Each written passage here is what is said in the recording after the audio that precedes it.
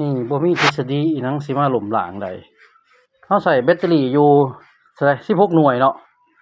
แผงอยู่2แผงแล้วก็อินเวอร์เตอร์ 5,200 วัตต์ถ้าปัญหาหรือ 5,200 ตอนนี้ไฟอยู่26โวลต์180 179กินอยู่15วัตต์ตอนนี้เฮาสิเปิดกาน้ำร้อนที่ว่าโคตรกินไฟแล้วว่า1 2ปั๊บเปิดแล้วครับเอามาเบิ่งเอามาสังเกตการโอ้900กว่าแล้ว900มันสิตัดอยู่บ่ดิพันวัตต์ตัดตอนนี้941ยังบ่ทันได้มีปฏิกิริยาหยัง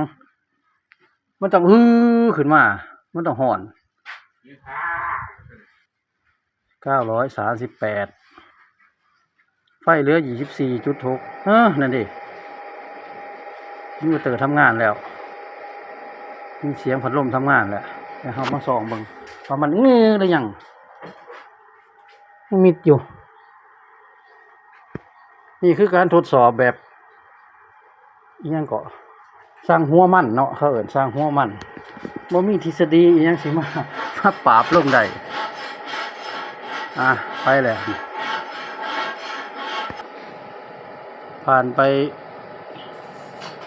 นาทีกว่าแล้วก็ยังบ่ทันได้ฮ้อนอยู่เพราะว่ารู้สึกว่าสิเป็นน้ำอินเวอร์เตอร์เฮานี่ล่ะเพราะว่าอินเวอร์เตอร์ตัวนี้มันไฟมันบ่ถึง200นะเราก็มาลองเพราะว่ามือนั้นใส่กับไอ้เครื่องตู้เสื่อมเนาะ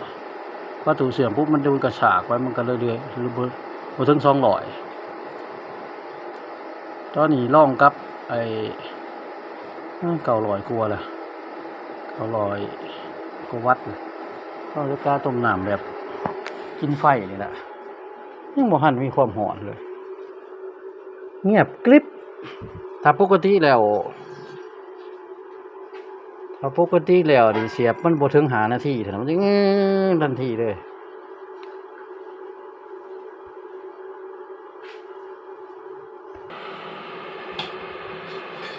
ได้ยินเสียงละบัดเดือดแล้วประมาณแต่ว่าหึงกว่าพวกธรรมดาพอไฟมันบ่ถึงนั่นดิมาแล้วบัดนี้พันกว่าวัตต์เลยตอนที่หมอเดือดไฟเหลือ100ก็ไฟขึ้นมาเป็น196แต่ว่าไฟขาเขามันลดลงก็คือ24โวลต์190พันกว่า